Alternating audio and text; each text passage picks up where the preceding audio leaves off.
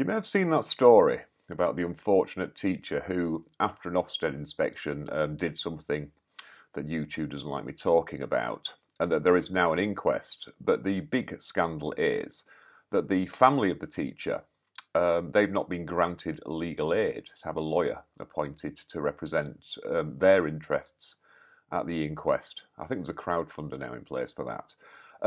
But it gives me an opportunity to talk first of all about inquests in general. What is an inquest?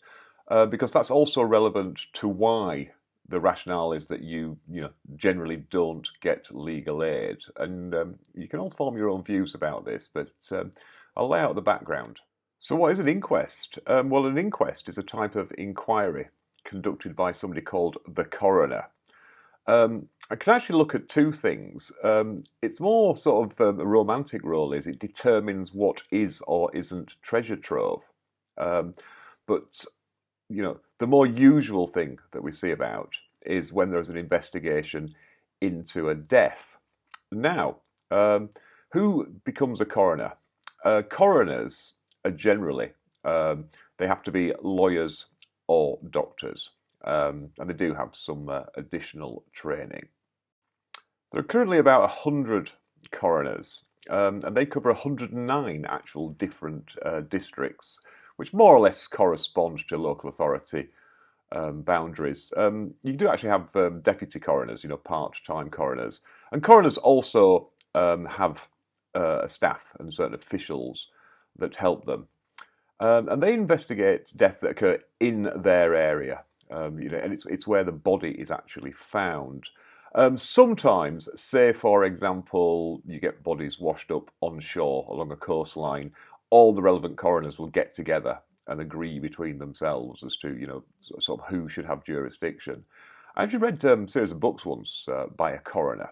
They were sort of very in the terms of like James Herriot books, like the vet books, and sort of like the funnier side of life as a coroner. And because of budgets, they used to spend a lot of time trying to avoid having inquests.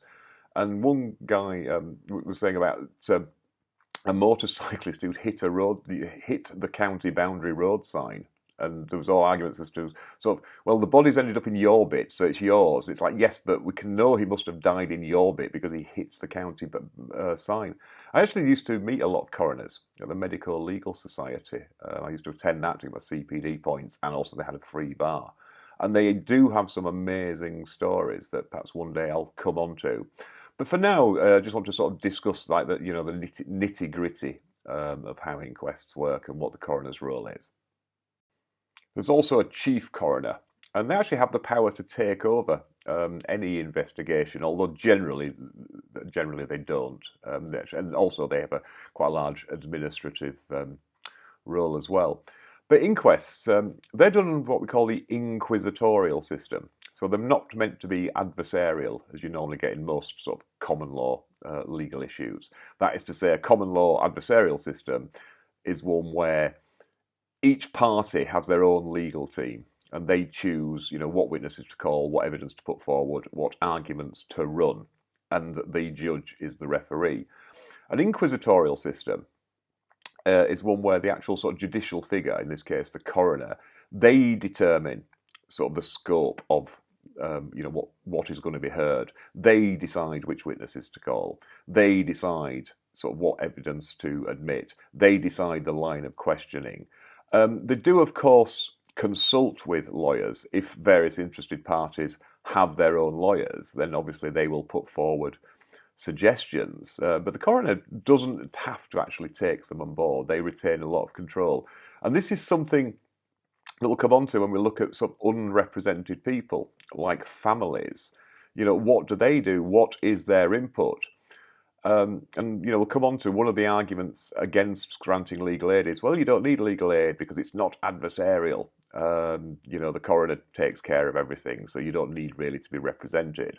But of course, big companies, government departments, generally speaking, they will always have representation at an inquest. And this is one of the issues as to sort of how fair it is. But possibly getting a little bit ahead of myself, so let's just look into sort of how an inquest is conducted and what the coroner's role actually is. So what exactly is a coroner? meant to do? What's the purpose of the inquest? It's actually very simple. The coroner's role is merely to identify who the deceased person is, where, how, and when they died. And there are also some other technical issues about sort of registering deaths and things like that. But that is literally it. One thing a coroner cannot do at all is apportion blame or fault, or suggest blame or fault, whether that's in a criminal or a civil capacity. Also, since 1977, they've been expressly prohibited from finding that there was actually criminal conduct in relation to a homicide. That's not to say they can't return a verdict of unlawful death or unlawful killing, but that is as far as they go. You get this rather strange situation that they can sort of set out all the facts that make it really obvious. This person died as a result of a stabbing that occurred when Joe Bloggs actually yelled, "I want to kill you," and then stabbed him. But they can say, well, that amounts to unlawful killing, but then they don't go any further and say, and it was this person. So that's something that perhaps people don't quite often understand. So when is an inquest called? An inquest is called when there's some doubt as to how somebody died, or there's a reasonable suspicion that somebody died an unnatural or violent death. And there's also certain automatic inquests where, for instance, somebody dies while in state custody, say in a police station, or while being sectioned or something like that. Obviously, with most deaths, there'll be a death certificate signed by a doctor, and especially if they've been treating them for an illness, there won't be any sort of controversy. Although that doesn't stop there being an inquest, because of course this was the whole problem with the Dr. Shipman case. There was this thing that if a doctor hadn't been present, like a family doctor, the death certificate had to be signed off by a second physician. So say, for instance, somebody comes around and finds out that their regular patient's died. They can sign the death certificate themselves as their GP, but then they have to get it sort of ticked off by a doctor. But they used to call that the ash cash, because people, being cremated quite often. And they got £25 for it. So, and it was just extra bubble for junior doctors. And, they just did not have the expertise. Or possibly, sort of like the confidence to challenge when, somebody who was considered to be a very highly experienced, highly well-respected doctor had signed off on something. So that was an issue there. But generally speaking, most things won't end up being an inquest. Also, there doesn't need to be an inquest if there's an other procedure that would answer the same questions. So say, for instance, a public inquiry had been set up to examine, like in Grenfell. Then that could take the place of the inquest. However, that's not to say that just because there might be trials, there doesn't have to be an inquest. It can get a bit complicated in that if a coroner starts to go down the route when he opens an inquest and says, oh, this looks like unlawful killing, and the police and CPS get involved, and then there's to be a criminal trial, generally the inquest will be adjourned until the conclusion of the trial. Or sometimes they might restrict the questioning if it's not practical to adjourn the inquest. They'll restrict the questioning so people don't have to, self-incriminate themselves, or that it might actually prejudice the criminal trial down the road. There's also nothing to stop a coroner holding an inquest after the conclusion of a criminal trial, if they want, even though the criminal trial will have answered a lot of the questions. Also, you can have a complete inquest where it's clear it's an unlawful killing.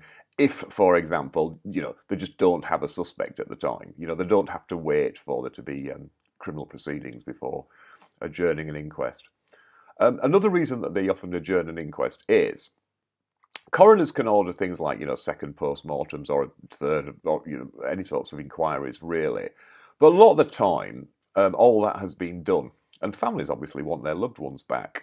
So what will happen is that only the coroner can order that to happen.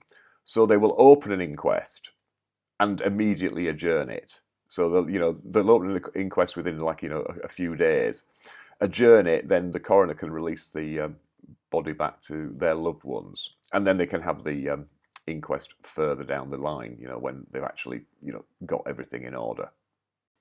I know people like all the sort of like little bits of legal trivia and obscure laws, so you might find this of interest.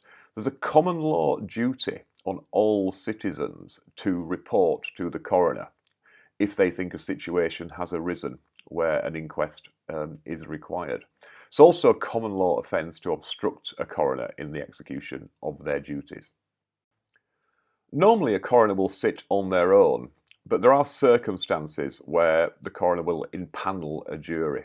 Those are generally where it's something involving failures on behalf of the state, where clearly there's a public interest there in that a representative of the people is appointed, because of course the coroner is a state official. So that's the sort of thing where it does arise, also where there's just a general public interest in having a jury. I mean, like we saw, with all the controversy over Grenfell. When it comes to the how somebody died, there's a big list of conclusions. But interestingly, there's no actual definitive list. Coroners can give any conclusion they want, so long as it makes sense as to what they're, suggesting. But some of the common ones, and I actually made some notes here: natural causes, accident or misadventure. There's a bit of overlap there, but generally speaking, it's an accident. I'm cycling down the road and I slip and bang my head. That's an accident. I'm pulling wheelies and I get distracted and I don't realise and drive into a milk tanker. That's misadventure. It's that element of, well, you sort of brought this on yourself, mate, albeit you didn't mean to. Dependence on drugs, disasters, lawful killing. That can be either in war or self-defense. Unlawful killing, a word YouTube doesn't like me using, but means to end it yourself. Also, an open verdict, where there just isn't enough evidence to come to a definitive conclusion. Now, in 2009, we got a couple of added ones by statute: alcohol drug-related death and road traffic collision. Now, when it comes to motor vehicle incidents, coroners are told not to use unlawful killing unless it's a road traffic accident that goes beyond, the normal road traffic accidents, and where it could be charged as manslaughter. Say, for instance, somebody, tried to run somebody over with a vehicle. There are a few technical rules around that as well that they can sort of mix and match. If somebody actually does themselves, they're told to record that as the verdict, even if there is actually something like leading up to that. Say, for instance, bad medical treatment or neglect or something like that. The standard of proof for arriving at any conclusion is just balance of probabilities, the civil standard, and that includes unlawful killing. So there used to be a rule that an unlawful killing conclusion always had to lead to a trial, so assuming there was a suspect. That's changed now because, of course, people recognise, well, hang on a second, there might be enough evidence to come to a civil standard conclusion, but that wouldn't get home, on the criminal standard, the so you are sure standard. Coroners can also give narrative conclusions, narrative verdicts, we call them, where they just tell the entire story as to what happened and what led up to the death in great detail. However, even there, they must not apportion fault or blame. So they tend to get written rather strangely because they're in very neutral language. And you might be sort of go, well, hang on, it's obvious here, but always bear that in mind, that coroners get told off and get criticised if they use any word that implies there's any sort of fault. You may recall my corpus delicti video on what happens in criminal trials if you don't have a body. And if you didn't watch that, please feel free to go do so. But that's something coroners do as well, where they can ascertain if somebody has died. Say, for instance, body parts are washed up on a beach. If it's just like a hand or a leg or something you could survive without, then they can't make the ruling. If, however, it's something like, a skull or parts of a skull, in that case, then that is sometimes enough evidence for them to conclude that, yes, this particular person definitely died. We also have what we call Article 2 inquests, because that's Article 2 of the European Convention on Human Rights, the right to life. And they occur where the state is at fault somehow for either failing to protect life or actively being involved in the loss of life. We call them Jameson and Middleton inquests. Jameson inquests are where somebody has died possibly of neglect while under state care. And Middleton inquests are when there's been a criminal trial that's found wrongdoing on behalf of the state, whether it's state agents causing the death, or it can be where, again, where the state has sort of contributed to that death by some sort of inaction. So, say for instance, that's something that might crop up in an unsatisfactory police investigation, with like dealing with, reported crime where they don't act properly and then somebody, dies as a result. So that's the sort, that's when they can crop up. Coroners do have quite a lot of independence, and like I said, they can order things like second and third post-mortems. Interestingly, they do not have to hand that over to the CPS. And there was a test case that said coroners are not compellable witnesses because the CPS tried to summons a coroner to court to give evidence and produce the report, and that went to appeal, and they said no, coroners have this sort of inherent independence, so you can't do anything about that. Coroners can also produce something called a Prevention of Future Deaths report, where they can make recommendations on the back of their findings as to how to prevent death or the risk of death in future similar things. Okay, so hopefully that's given you a bit of an overview as to sort of inquests and the role of coroners generally. But what about the legal aid question? Well, currently there's only 2 situations where it's possible to be granted legal aid in relation to an inquest. And that's when it's one of those Article 2 inquests that I mentioned earlier. So, somebody has died as a result, or possibly died as a result of neglect on behalf of the state, or somebody has died either at the hands of the state or because the state got something wrong and allowed them to come to harm. And the other situation is it in the wider public interest for this person to be represented, this party to be represented, or this family? So that could be where this is one situation in a series of situations, effectively a test case. There are other people who may find themselves in this situation or have found themselves in that situation. But it is a very hard hurdle to overcome. And in this particular case, they've said, well, yes, we can understand, we feel very sorry for the family, but this is just a one-off, so there's no wider public interest. Now, of course, lots of teachers and lots of commentators have said, no, this is a major problem with Ofsted inspections. So the argument is, actually, this is in the wider public interest because, this is an all too common occurrence, people being this stressed out. And like I say, coroners have that sort of prevent future harm discretion and possibly responsibility. So, I can certainly see the strength of the arguments there. There was legislation that would have allowed for, further scope for the granting of legal aid in a number of other situations.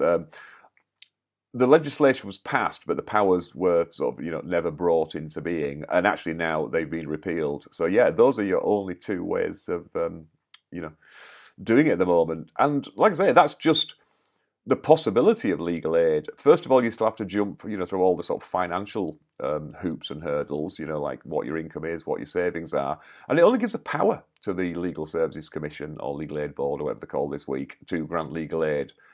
They don't actually have to. The other argument for not allowing legal aid was, well, the inquisitorial nature of the proceedings mean that you don't need representation, really, because, the coroner is in charge of everything.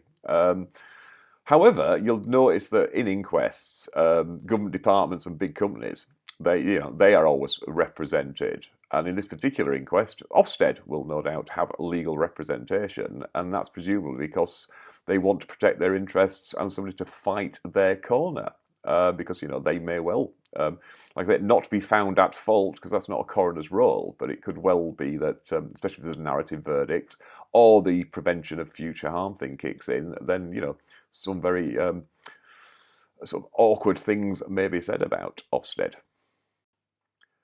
So in a practical sense, if you ever find yourself in this horrible situation of having to be unrepresented at an inquest, what do you do about it? Well, coroners advise this. First of all, pick somebody to be the contact point for the family. Or if there are more families involved, if there are multiple deceased, then again, try to pick one or two people to be the points of contact from the group. They've also said try not to get into sort of, infighting about it. Obviously, people might have different ideas as to, what approach the inquest should consider and, what they think, the major themes are. But the coroners say, well, look, you can put forward the alternative views, just, one person can sort of say, well, some of the families feel this, some of the families feel that. But that's the first thing, get one point of contact. And then communicate with the coroner at the earliest possible stage. So, write to them, explain who you are, what your interest is, and set out, what concerns you have and, what areas you would like the coroner to consider. You can suggest questions, either sort of as bullet points, or get down to actually writing the questions. Suggest which witnesses might be able to assist. What evidence there is out there if you know of it. But remember, in the same way that, like I say, this is an inquisitorial system where the coroner has a lot more power to intervene than in a sort of common law adversarial trial. Although even there, actually, judges are now more encouraged to sort of step into the arena and sort of exercise some judicial case management.